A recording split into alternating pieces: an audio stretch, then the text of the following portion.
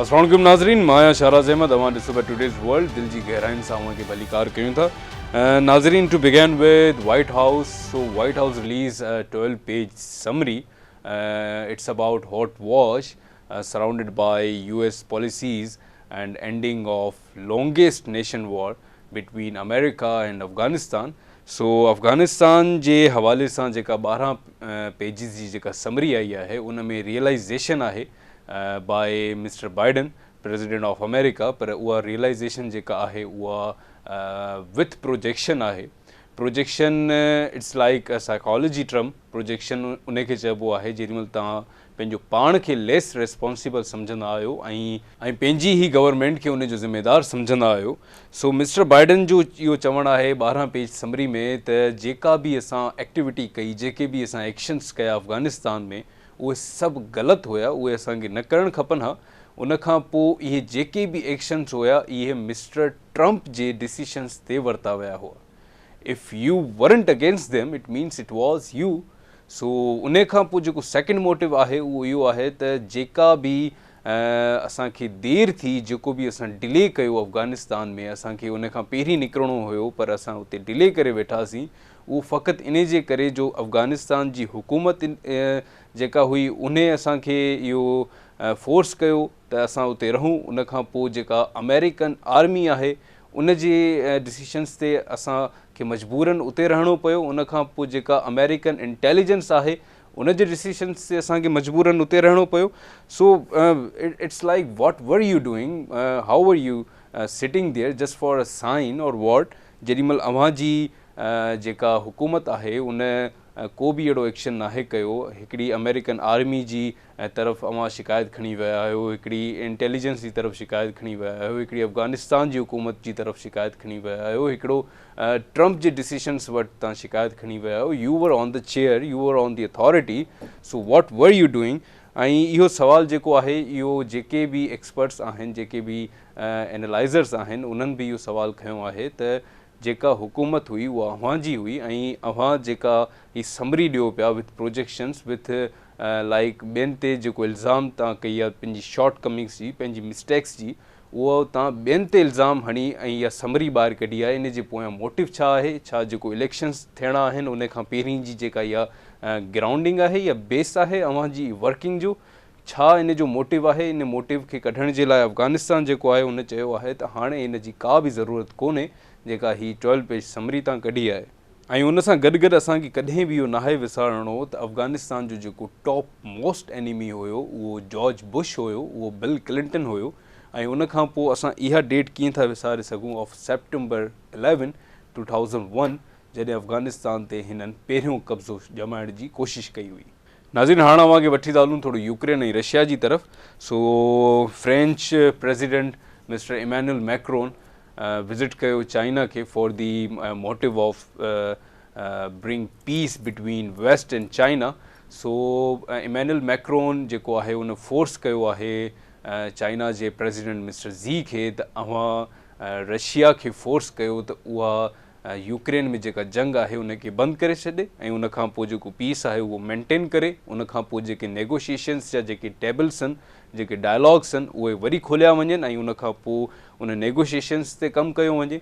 सो Emmanuel Macron जे इन रुकेस जे जवाब में जेको मिस्टर ज़ी आहे चाइनीज़ प्रेसिडेंट, उन चयो आहे त हा, फ्रांस ऐं जेको चाइना आहे उन ॿिन्ही जी ज़िम्मेदारी आहे त दुनिया ते हिकिड़ो पीस मेंटेन कनि, वर्ल्ड पीस जेको आहे उहो मेंटेन हुजे ऐं इहा चाइना ऐं फ्रांस जी जेका आहे उहा ज़िम्मेदारी आहे। So it's feel like they want feel अस एम्पावरमेंट।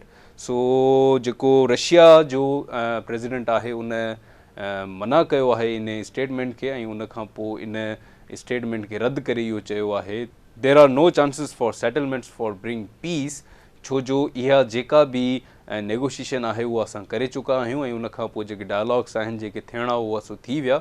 सो इहा जंग जारी रहंदी, इहा जंग असां कोन हटाईंदासीं। उन खां पोइ मिस्टर ज़ी जेको आहे उन इमैनुअल मैक्रोन सां गॾु ई इन चाइना बीजिंग में इहा अनाउंसमेंट कई आहे त असां वरी रिक्वेस्ट कंदासीं ऐं उन खां पोइ असां कोशिशि कंदासीं त जेके बि डायलॉग्स आहिनि उहे थी सघनि ऐं जल्द अज़ जल्द इहो रशिया जो जेको एक्ट आहे इहो यूक्रेन तां ख़तमु थी सघे। सो चाइना हिकिड़े तरफ़ त पीस मेंटेन करण जी ॻाल्हि थो करे, उन खां पोइ फ्रांस खे पाण सां कनेक्ट करे इहा ॻाल्हि करे थो त असांजी ज़िम्मेदारी आहे त असां दुनिया ते पीस मेंटेन कयूं। ॿी तरफ़ China is rehearsing for trying to take away peace from Taiwan and start a war there.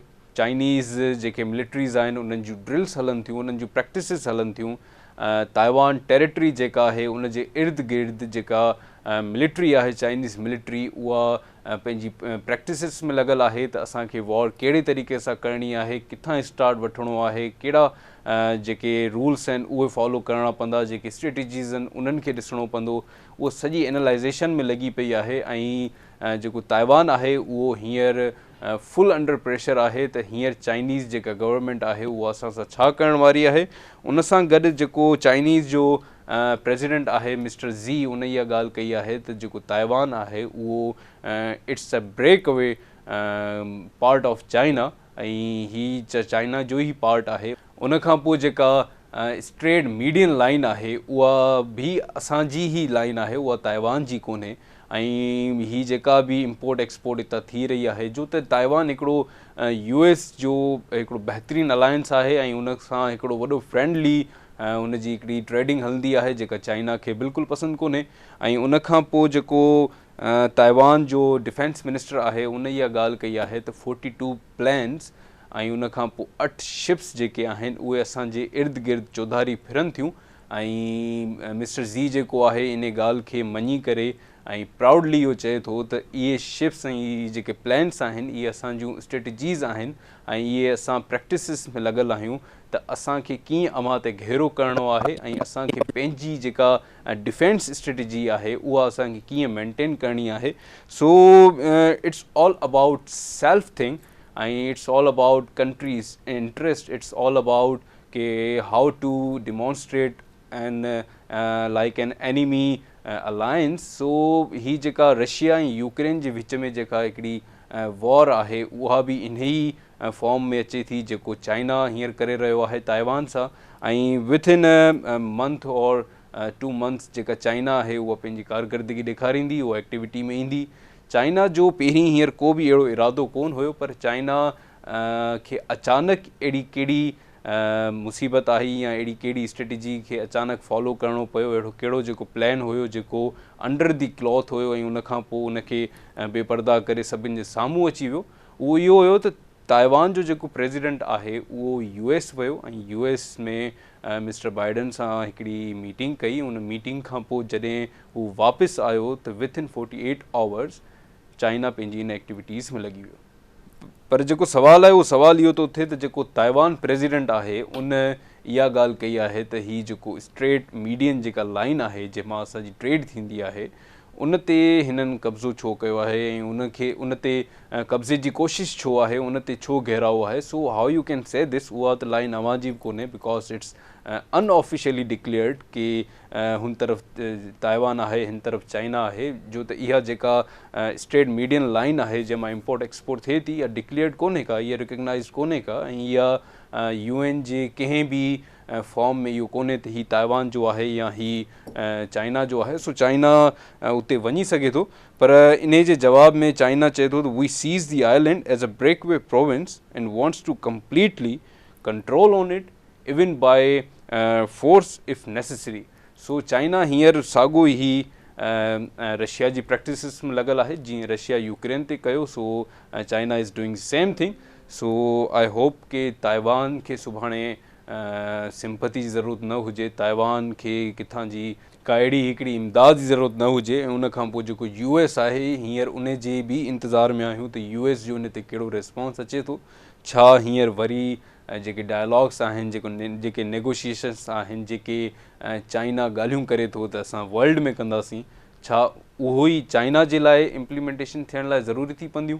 So will see what will happen, पर ताइवान जेको आहे हींअर ख़ौफ़ ज़दा आहे इलाही। सो नाज़रीन, हींअर वरी तव्हांखे चाइना जी तरफ़ वठी हलंदासीं, जो त चाइना में हींअर काफ़ी इंट्रस्टिंग शयूं थी रहियूं आहिनि। हींअर चाइना में हिकिड़ी ॿी न्यूज़ आई आहे जंहिंमां पूरो चाइना ख़ौफ़ ज़दा आहे।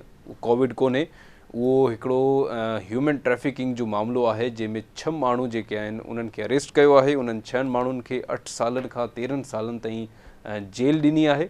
प्रिज़न में विधो आहे। उन्हनि खे उहे ह्यूमन ट्रैफिकिंग जा माण्हू हुया, उहे हिकिड़ी जेका ब्राइड आहे, जेका दुल्हन चइजे, उनखे अगवा करे ऐं उनखे हिकिड़ी जॻह में क़ैद रखियो हुयो। सो उन सां बदसलूकी कई, तशदुद कयो। सो उन मामले ते चाइना हींअर इलाही ख़ौफ़ज़दा आहे त अहिड़ा जेके केसिस आहिनि उहे असां वटि थियनि था।